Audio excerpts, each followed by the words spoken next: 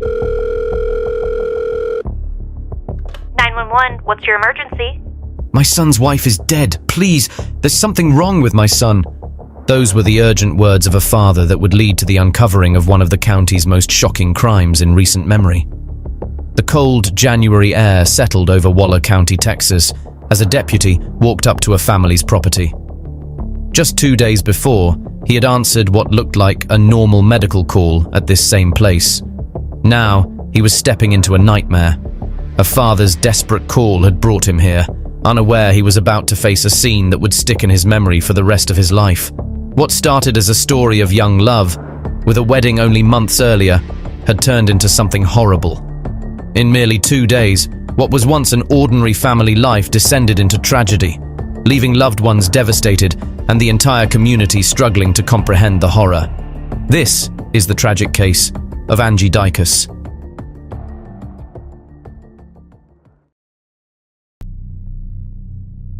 The cause of this tragedy goes back many years in Waller County, where the Dicus family had been well-known members of the community.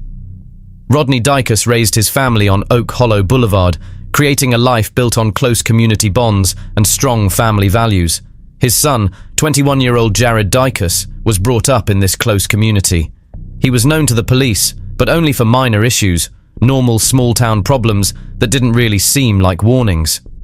Angie Diaz was just 21 and came from Nicaragua. She had been in the United States for 3 years, working very hard to help her family back home. Angie managed 2 jobs so she could send money to her relatives, including paying for treatment for her mother who had cancer. This commitment showed who she was: hardworking, caring, and determined to support the people she loved. In October 2022, just a few months before the terrible events, Jared married Angie Diaz. The young pair seemed full of hope for the future, moving into their first place together, a converted shed on his family's land. Dicus's parents stayed in the main house, while he and Angie lived in the small cabin behind them. This setup was common in the area, where different generations often shared property to help young couples get started on their own. The converted shed was their own version of the American dream, simple, but full of promise. Neighbors remembered seeing them fixing up the place together, with Angie often caring for the little garden she planted. Angie Dicus worked at the local Chili's restaurant, where people quickly noticed her friendly nature and strong work ethic. She fit right in with the Dicus family, winning over her in-laws and creating what looked like a solid start to her new life. They seemed happy, and Angie often shared pictures of them together on social media. In one Christmas post, Jared even wrote, "Merry Christmas, my beautiful wife, my trophy." They really seemed to be living the dream many couples hope for. But underneath this seemingly perfect picture, problems were starting to grow. In the weeks before the tragedy, small shifts in Jared's behavior began to show. At first, these were brushed off as normal pressures of being newly married, but later they would be seen as the early warning signs of a terrible downfall. The first clear sign that something was deeply wrong came on the night of January 8, 2023. Around 9:15 p.m., Jared called 911, a moment that would later mark the start of a tragic chain of events. His voice sounded unsure and shaky as he said, "I did a little bit of drugs and I need help." When the dispatcher asked for more information, Jared first seemed to take it back, but then admitted he needed medical help. The call was full of mixed signals. Jared kept switching between asking for help and saying he didn't need any, his confusion clear in every part of the conversation. "I'm completely sorry," he told the dispatcher. "I don't know why I called." But just a moment later, he said he did need an ambulance.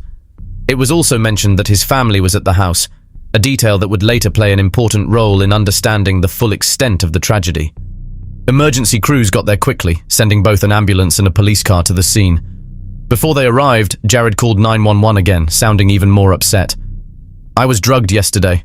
I don't feel well." This second call showed his worsening mental state, though at the time it seemed like a typical case involving drugs. When first responders got there, they found he needed to go to the hospital but didn't seem to need long-term care. Jared was checked out and then released to his father, a choice that would later be questioned a lot after what happened next. For just over a day, life on Oak Hollow Boulevard seemed normal again. But that calm was misleading, just the quiet before the horror that was about to happen.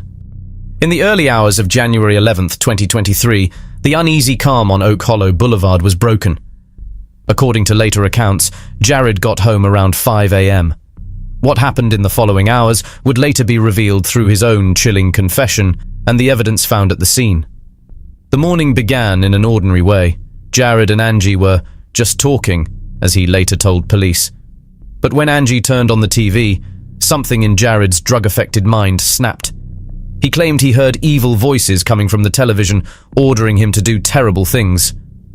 Whether these voices came from drug-related psychosis, mental health problems, or both would become a key question in trying to understand what led to the tragedy. What happened next was so terrible that even experienced police officers had trouble understanding and talking about it. During a drug-fueled psychotic episode, Jared used a large kitchen knife to behead her, ending her life in such a violent way that the officers who responded later needed counseling to cope with what they saw. What makes this case even more disturbing is what Dicus did afterward.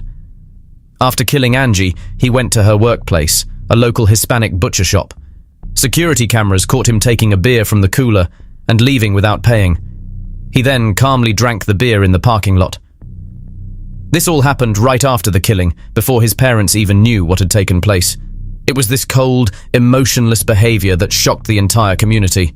Around 2:30 p.m. that Wednesday, Rodney's panicked 911 call sent police rushing to the property.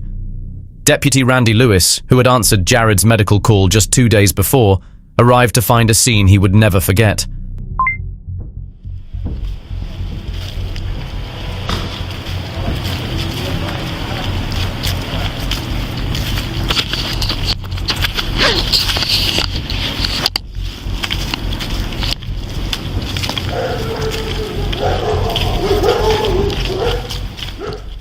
The property had turned into a place of heartbreak. Jared sat in a police car. His father tried to stay calm while helping officers, and other family members were spread out around the yard, each trying to understand the unthinkable. From the start, the investigation faced special challenges. 9 dogs on the property meant officers and family had to work together carefully to keep the scene secure. The converted shed where the killing happened needed to be handled with extra care to protect evidence. With many family members there who might be witnesses, police had to separate and question them carefully. Crime scene investigators carefully recorded every detail. The discovery of drugs at the scene, along with Jared's recent hospital visit, suggested he had quickly fallen into drug-related psychosis.